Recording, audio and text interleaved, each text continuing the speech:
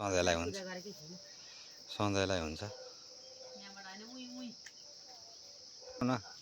मलाई भन्नै पर्दैन नि, गोवर्धन पूजा चाहिँ हुँदैछ यहाँ। गाउँघरको रीतिरिवाज उहाँहरूलाई थाहा छ है।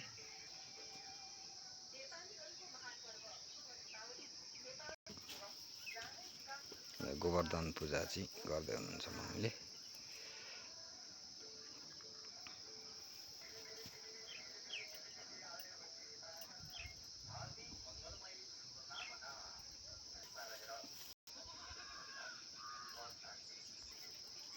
गोवर्धन पूजा चाहिँ एकदमै तिहारको आज मम्मीले पूजा गरेर यस्तो खाना दिनुपर्ने रहेछ। त्यसपछि